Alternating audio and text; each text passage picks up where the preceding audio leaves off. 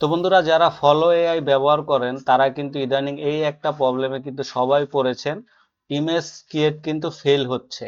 এখানে কিন্তু we notice some unusual activity লেখা চলে আসে, আমাদের ইমেজ কিন্তু ক্রিয়েট হয় না। এটা 2-4-5 মিনিট ইউজ করার পরে কিন্তু এই প্রবলেমটা সবারই হচ্ছে। তো এটার সমাধান তেমন একটা কিন্তু ইউটিউবেও আমি দেখিনি, তো এই কারণে চিন্তা করলাম একটা ভিডিও বানিয়ে এটা সলিউশন দেওয়ার চেষ্টা করি। তো এটা কিভাবে আমরা ফিক্স করব, যে এই যে প্রবলেমটা হচ্ছে আমরা কিন্তু ইমেজ ক্রিয়েট করতে পারছি না, সব ইমেজগুলো কিন্তু ফেল হচ্ছে। তো এখানে কিন্তু আমি যদি আরেকটা প্রম্পট দেই, দেখি মাঝে মধ্যে কিন্তু হয়, মাঝে মধ্যে কিন্তু হয় না। দেখেন, আমি আবার একটা প্রম্পট দিলাম কিন্তু হলো না, ফেল করলো। তো এখন সরাসরি এটা সলিউশন করে দেখাবো আপনাদের কিভাবে এটা ঠিক করবেন।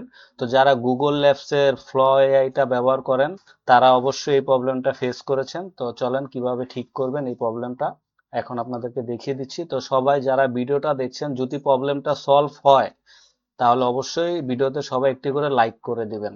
তো আপনাকে কি করতে হবে, এখানে যখন এই প্রবলেমটা দিবে, যখন আপনি ইমেজ ক্রিয়েট করবেন, এখানে নিচে দেখেন আমি কিন্তু ইমেজ কয়েকটা ক্রিয়েট করেছিলাম। করার পরে কিন্তু যখন এই 2-4-5 মিনিট যায় তারপরে কিন্তু এই প্রবলেমটা দেখা দেয়।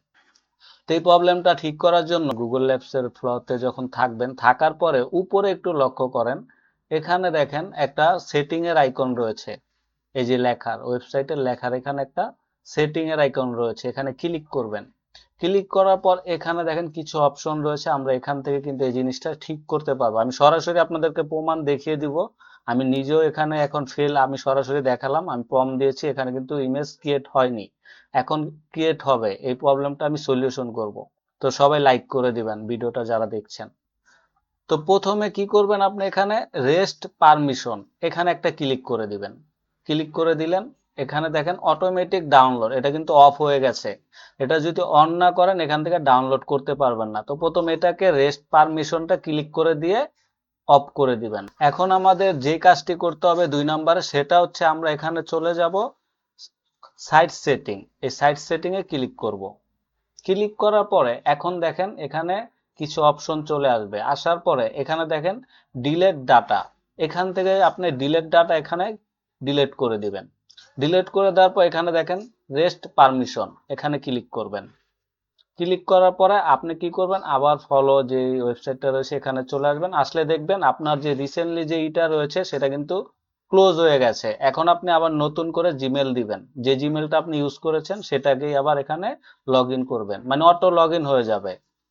জাস্ট আপনার জিমেলটা সিলেক্ট করে দিবেন। দেখেন এখন আমার যে ফেল ছিল, যে ফেল ইমেজগুলো ছিল সেগুলো কিন্তু চলে গেছে। প্রথম আমি এখানে প্রম্পট দেই, আমি কিন্তু সেই যেই প্রম্পটটা আমি এর আগে দিয়েছিলাম সেম প্রম্পটে কিন্তু দিলাম। এখন আমি নেক্সটে ক্লিক করি। এখন দেখি আমাদের ইমেজ ক্রিয়েট হয় কিনা। দেখেন আমাদের প্রবলেম কিন্তু বন্ধুরা সলভ হয়ে গেছে। আমাদের যে প্রবলেমটা ছিল ইমেজ ক্রিয়েশনে যে এররটা মারতো, এখন কিন্তু আর এরর মারছে না। তো এখন কিন্তু ইমেজ ক্রিয়েট হচ্ছে।